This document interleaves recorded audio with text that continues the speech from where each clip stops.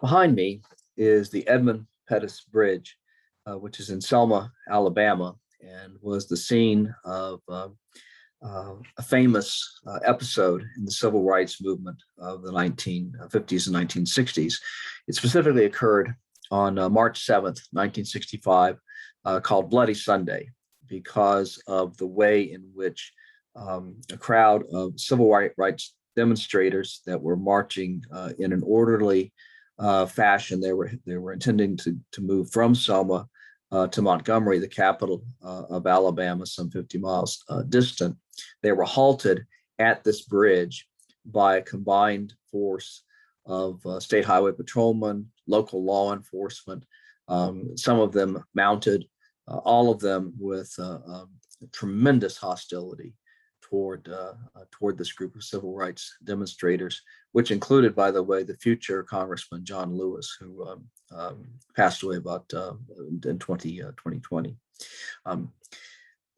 That episode, which I'll talk about in my lecture on nonviolent resistance, could have been violent on both sides, because what you're dealing with the civil rights movement of the 1950s and 1960s was an insurgency. There are two kinds of insurgencies, basically violent insurgencies and nonviolent insurgencies, and we'll be looking at both. By far, the most common kind of insurgency is a violent insurgency. You might suppose that because the civil rights activists employed nonviolence, that it could not, what they did could not be considered part of war. But they were facing an opponent that had tremendous amount of violent power, weaponry, and so forth available to it. And so strategically, employing violence to counter it would not have worked. And the key thing with war is that you're dealing with an opponent who is willing to use violence against you. You want something, they're willing to use violence against you to stop you from having it.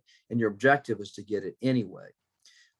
Sometimes you turn to violence yourself to get those kinds of things, out of anger, out of frustration, out of a sense that this is the only way to get what you what you want. This is the most common form of insurgency, but it's not necessarily the most effective form, for reasons that I'm going to discuss in both of these two presentations, and that I also want you to come to understand from reading Gene Sharp's From Dictatorship to Democracy. But right now, let's talk about violent insurgency. Let me share the screen with you.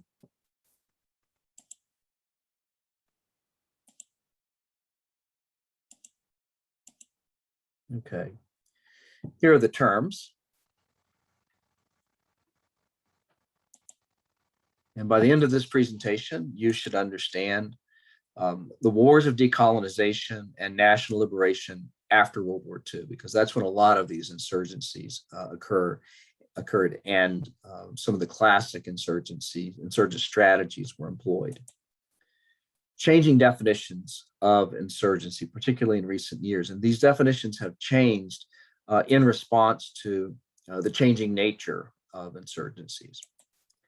Mao Zedong's theory of people's war, and it comes in three components. I want you to know all three of them.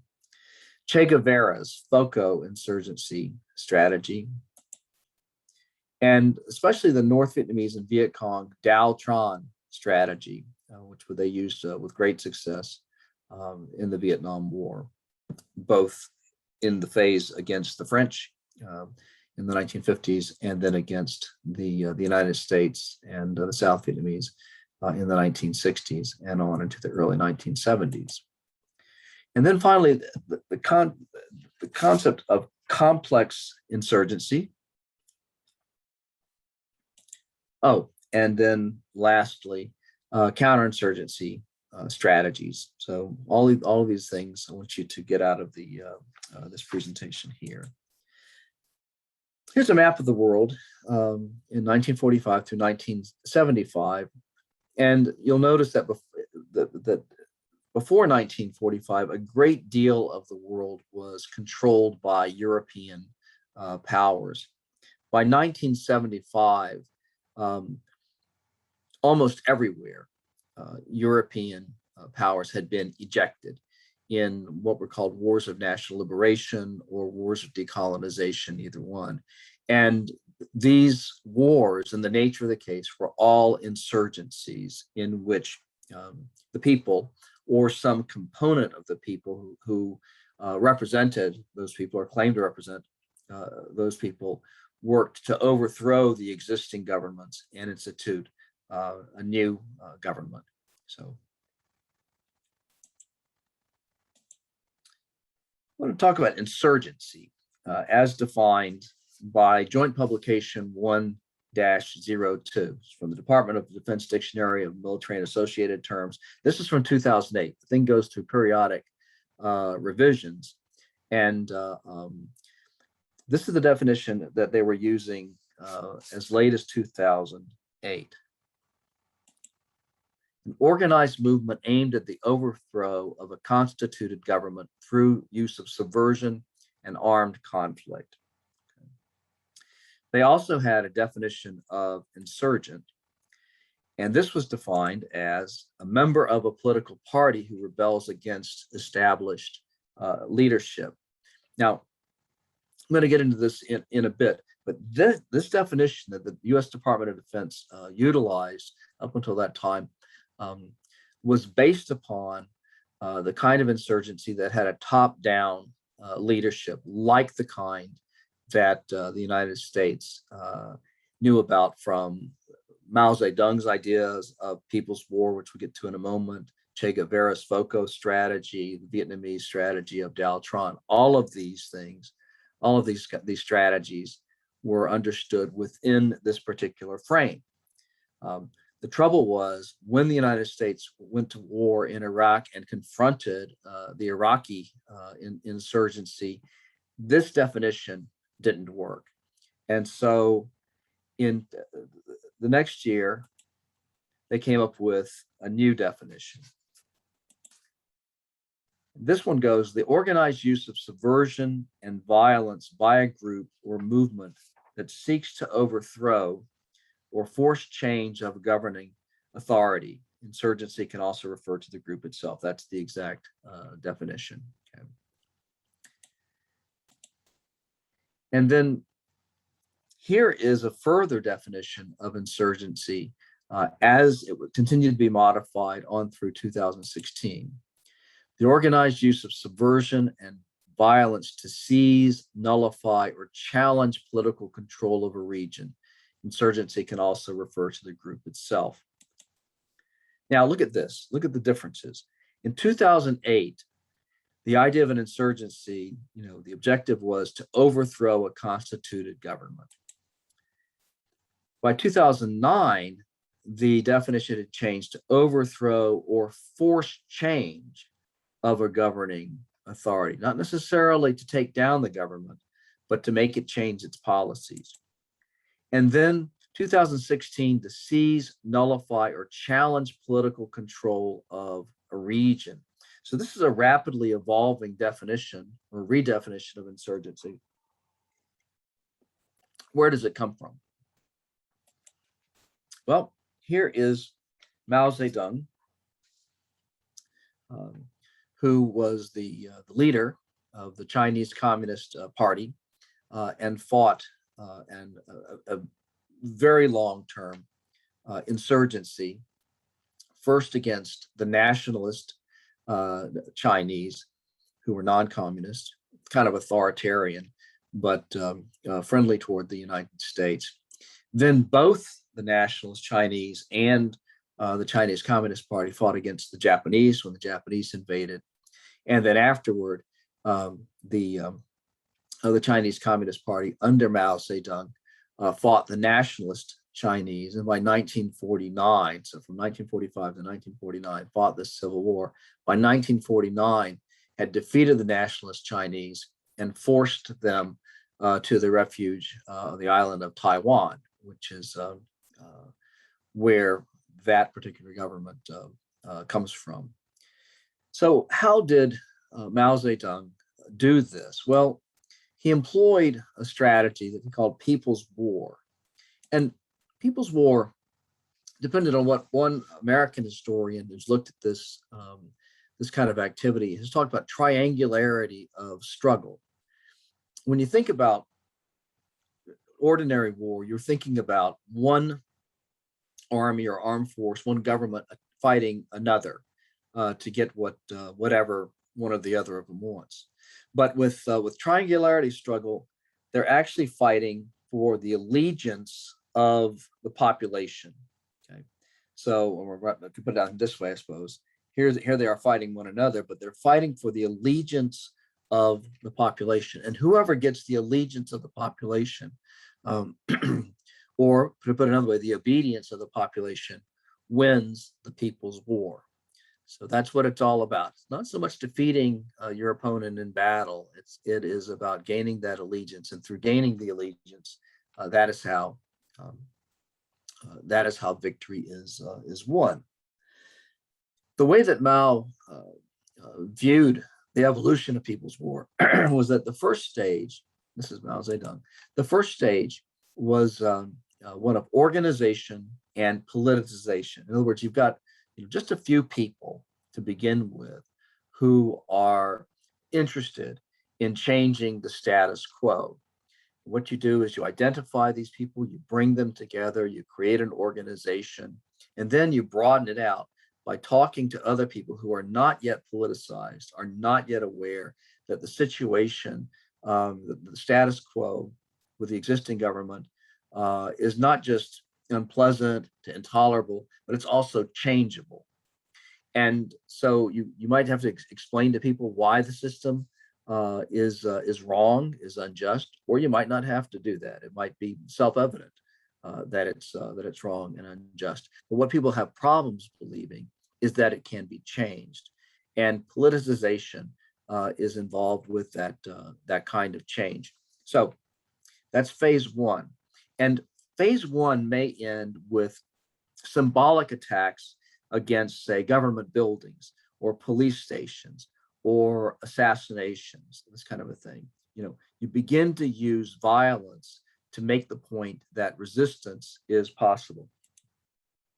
Then things move to phase two, popular insurrection and guerrilla warfare. That's pretty much self-evident. And then finally, phase three is conventional warfare. As you acquire more success with guerrilla warfare, you may acquire weapons that the existing government has been using. Your success may embolden outside powers who have a vested interest in overthrowing, in seeing the overthrow of the existing government. They might supply you with weapons and other kinds of supplies. This is what the Soviet Union and Communist China did with North Vietnam during the Vietnam War. And so the addition of more personnel, more weapons, more supplies enables you ultimately to deal with the armed forces of the existing government on a more or less equal footing. And that is the point at which you finally defeat the government, overthrow them, and substitute your own. So that is how People's War operates. This is Che Guevara, Ernesto Guevara. He was an Argentinian who went along with 80 other men on a boat that sailed from Mexico to Cuba in the late 1950s under the leadership of Fidel Castro. And they landed in Cuba, and this was a situation where revolutionary conditions did not apply. And yet, by the end of 1959, Um, Fidel Castro's movement had succeeded in gaining greater support, in enlarging the territory that it had control over, and eventually, by the end of 1959, ended up throwing out the existing dictator of Cuba, a guy named Batista, and then substituting their own government, which was under Fidel Castro for many, many years. Guevara, on the basis of this experience, came up with what he called the FOCO strategy, and this was developed on the basis of Castro's successful elimination of the Batista regime between 1957 and 1959. What Guevara believed, based on that experience, is that you could start a revolutionary movement where revolutionary conditions did not yet exist, and by creating a focal point for resistance, create a revolution. That's where FOCO comes from, the FOCO strategy. Turned out it did not work outside of Cuba. Guevara tried it out in Bolivia in South America, got nowhere, and was eventually cornered by Bolivian forces and killed in 1967. Possibly the most successful example of a guerrilla strategy, or sorry, an insurgency strategy, is Dautron, D-A-U-T-R-A-N-H. This involves warfare across the full societal spectrum. So you start off with political, the political part of the spectrum. Sometimes, in order to gain greater legitimacy, an existing government may invite insurgents to come in and be part of the existing government. The idea being that they you get buy-in from the insurgents. Once they have a role to play in the government, they'll work through the political process rather than try to overthrow the government. Sometimes that works, but when you're dealing with insurgents using Dautron, they simply pocket that participation and then use it as a tool to sort of leverage the existing government out of power. They don't buy into what the government's all about. They continue to think in terms of overthrowing that particular regime. Another way in which political Dautron works is the creation of a shadow government. During the Vietnam War, the South Vietnamese government might control an area during the day, but at night, the Viet Cong would come in and would enforce their own order, get supplies from the population, get obedience from the population, and so on. So another way in which Dautron operates, and another part of the spectrum, is the social area. You could ostracize people, isolate people for not playing ball, for not going along with the insurgency. Ostracism, in some instances, can be a very potent weapon. Loneliness, isolation, rejection, very hard on people. You can also intimidate people. You could threaten them. You can threaten their livelihoods. You can threaten their lives. You can threaten the lives of their children. You can do all kinds of things to intimidate them, and this is another form of social pressure. Assassination is a lethal form of intimidation. You make an example of someone to intimidate others. It fits, I think, more or less in this particular category. Then you move on to the cultural part of the spectrum, and you begin to educate the people, even children, in sometimes reading, writing, arithmetic, but along with that, the values of the insurgency, and so you get your ideas across to the population in that way. Another way is propaganda. And this can be internal propaganda, which is aimed at one's own population to detach them from the government that is in power. And another one is propaganda that is directed to the outside world, to gain sympathy for one's own cause. Again, the North Vietnamese and the Viet Cong during the Vietnam War used this kind of propaganda with some degree of success. Economic. Some insurgencies will use boycotts in which people refuse to buy goods from stores, store owners who are in league with the government and put pressure on them that way. They can also resort to general strikes in which they sort of shut down the entire economy of a given country for a period of time and exert power that way. And then finally, you have the military tools at your disposal, guerrilla warfare, and then ultimately conventional warfare. But all of these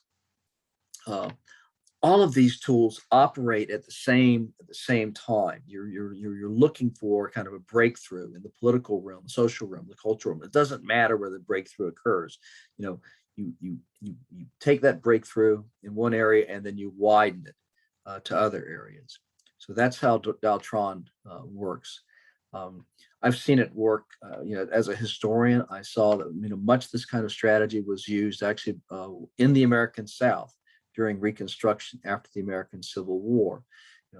Sometimes when you're dealing with a similar problem militarily, you solve it in similar kinds of ways. So this strategy was formalized by the Vietnamese, but it was anticipated by white Southerners attempting to regain control over the post-Civil War South. And probably you could find other examples of it as well. Complex insurgency. This is where the change in definitions occurs, because when the United States discovered that it was dealing with an insurgency in Iraq, it was initially confused because it had this top-down idea of how an insurgency operated. It had experienced this with looking at Mao Zedong's People's War. It had seen this with the takeover of Cuba by what Guevara called a FOCO strategy. It had seen this in the victory of the North Vietnamese and the Viet Cong during the Vietnam War. All of these were top-down phenomena. So they were expecting an insurgency to look like this, and it just plain didn't. Instead, it looked like this, and just you don't have to know the names of any of these insurgencies. I just want to give you an idea of how many of them there were going on in Iraq. These are the insurgent groups that were operating in Iraq as of 2008. First of all, you had separatists and sectarianism. These are different divisions of insurgent groups. So you had the Peshmerga, which were Kurdish separatists. The Kurds are the largest ethnicity that doesn't have their own nation state. They live partly in northern Iraq, partly in Turkey, partly in Iran. At this particular time, you had the Kurdish separatists having their own force protecting their own territory and intent on separating themselves from Iraq.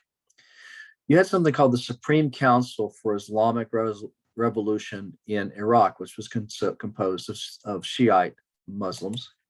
And you had the Mujahideen Shura Council in Iraq. This is composed of Sunni Muslims. These are Shiite Muslims and Sunni Muslims have different approaches to Islam, and this has resulted in political as well as religious differences. In Iran, one of the problems was that most Iraqis are Shiite Muslims, but the Ba'athist Party, the party under Saddam Hussein was composed of Sunni Muslims, so that the minority dominated the majority and repressed the majority. So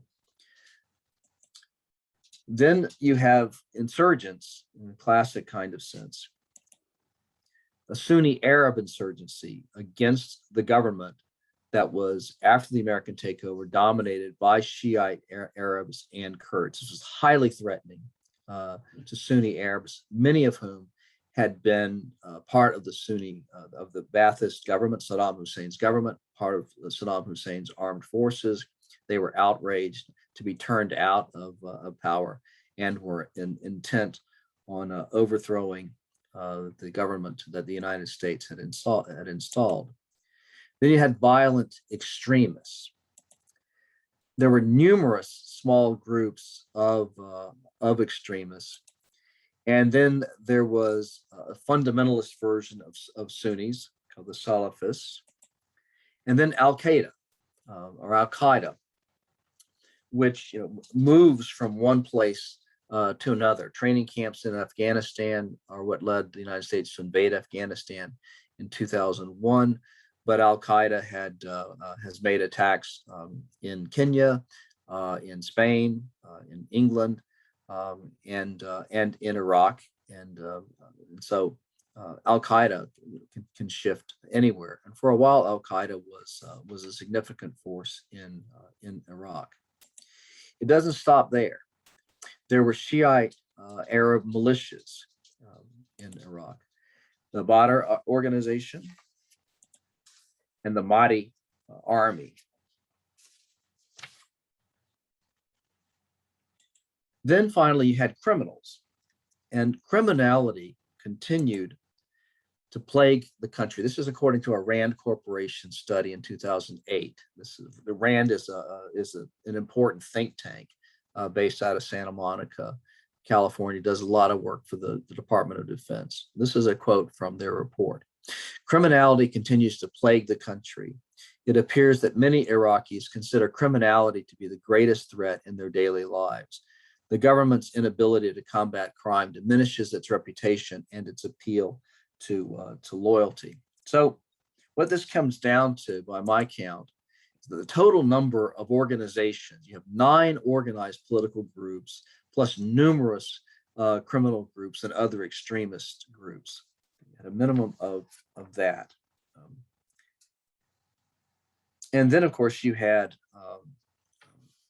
so basically, these groups were all in some way or other opposed to one another or opposed to the government. And none of them had the power to overthrow the government that had been installed by the United States.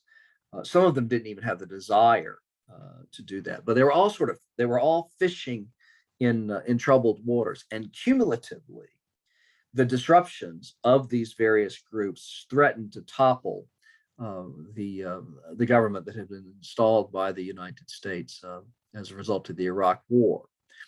In 2008, I met a colonel, who'd been a battalion commander in Bakuba, which is a city just north of Baghdad. And I was teaching a course on theory of war and strategy, and I was defining. One day I was asking for definitions of war, and I turned toward this colonel, and I asked him, to define war. He'd been in war, and what was his definition of it? He shook his head. He said, I don't think I've been in war, and partly that was just to bust my chops, frankly, because he didn't much like me at the time. We got along, but not at that point. But partly was that he was still operating under a definition of insurgency that implied a top-down, Maoist conception. And what he was dealing with in Bakuba were numerous groups, including many simple criminal groups. And so what he talked about, and I'll just put it just the way that he did, he and his battalion were dealing with assholes. That's how he put it. And yet fighting this kind of enemy was, if anything, more difficult than fighting a traditional kind of insurgency. The losses to his battalion were quite serious.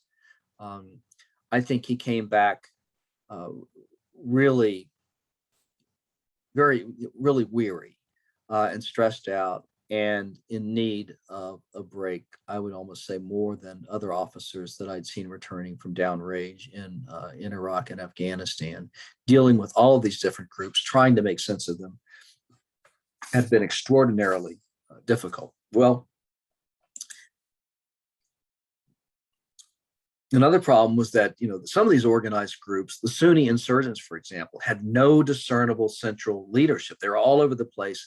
They had common values, a common goal, and so forth. But there were clots of them here, clots of them there, uh, and and so even with this group, it was impossible to find a central key leadership that you could negotiate with, that you could cut a deal with, and so on. Now, counterinsurgency. This is the term used for for trying to counter, trying to oppose an insurgency, and there are two basic ways by which this is attempted. The first is called nation building, and it involves winning the hearts and minds of the population. This is a classic struggle for the allegiance of the population, and they're not going to be, you're not looking for their allegiance to you. If you are the United States, you're going in to Afghanistan, to Iraq, to Vietnam, to other places to help a government, either a government that's already in existence or a government that you create to gain the allegiance of the population, to hold the allegiance of the population. And this is difficult to do because these indigenous governments are difficult to create and stabilize. They tend to be corrupt. Their armed forces are often of dubious reliability, and the defeat of that indigenous government equals the defeat of the counterinsurgent ally.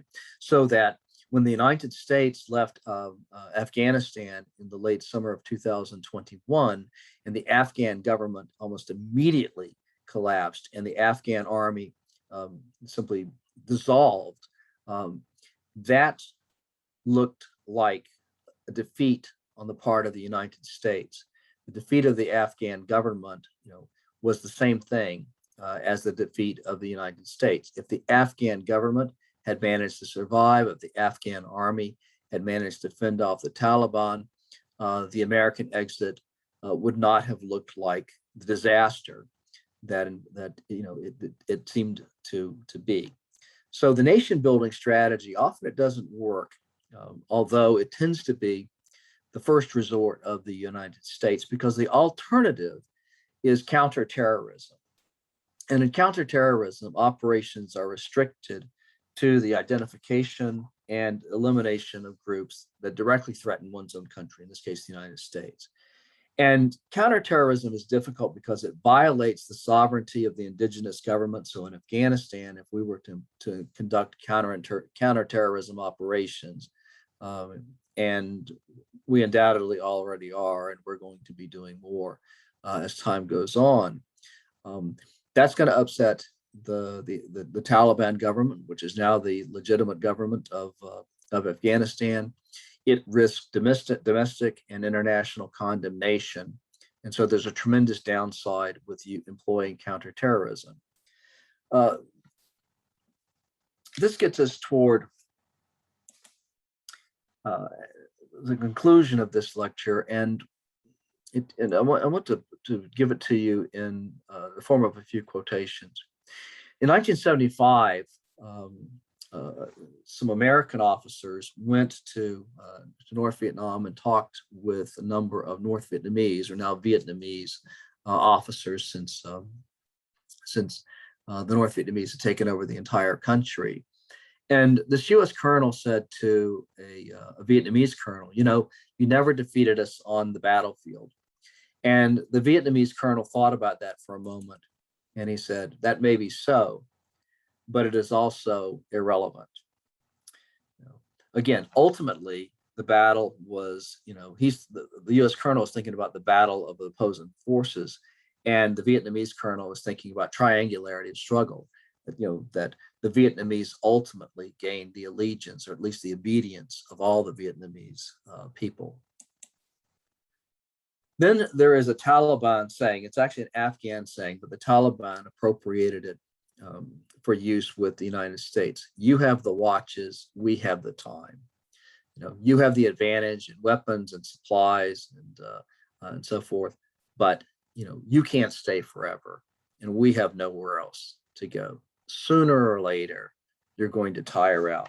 Sooner or later, you're going to leave. And this gets at one final point that I want to make in terms of insurgencies. What may be a limited war for the counterinsurgent is often a total war for the insurgent. This happened in Vietnam. This happened, I would argue, in the case of Afghanistan with the Taliban. But let's stick with the Vietnam War for a moment. During the Vietnam War, there were 58,000 U.S. combat deaths. And that seems like a tremendous amount. It's several times more than the United States lost in the Iraq and Afghanistan war. But that was a limited war on the part of the United States, notwithstanding the expense in American lives. There were at the same time 200,000 to 250,000 South Vietnamese combat deaths, which reflects the fact that for the South Vietnamese, the stakes were higher. They were playing for keeps. It was a question of keeping their government or not.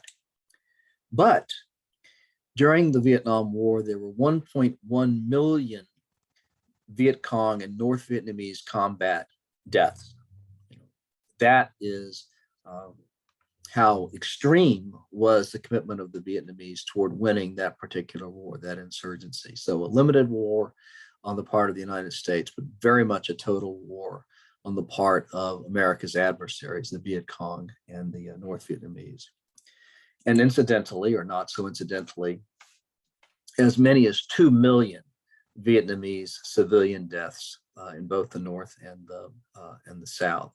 So this lecture makes it sound as if insurgencies always succeed, but frequently they do not. Even in the Mao's People's War taxonomy, organization, politicization, then popular insurrection and guerrilla warfare, and then conventional warfare. The way that it operates is that if you get to the popular insurrection and guerrilla war stage and you meet with a reversal, you fall back on the politicization and organization stage and then regroup and try again. Some insurgencies simply never get to the point where they are able to overthrow the government. They have guns, they have weapons, they have ammunition, they have a strategy and tactics, but the government that's in charge is simply too strong. So if I'm giving the impression that insurgencies always succeed, that's a false impression. But I've tried to give you an idea of what insurgency strategies can be like when they do succeed. But I'd like you to take a look at the bottom figure. 2 million Vietnamese civilian deaths. This is a tremendous problem with insurgencies. You're fighting for the freedom, the liberation of a population, and yet you end up causing them a tremendous amount of death, destruction, hardship, misery, all in the name of giving them a better life. It's a contradiction in terms. There has to be a better way, and that's what I want to talk about next time.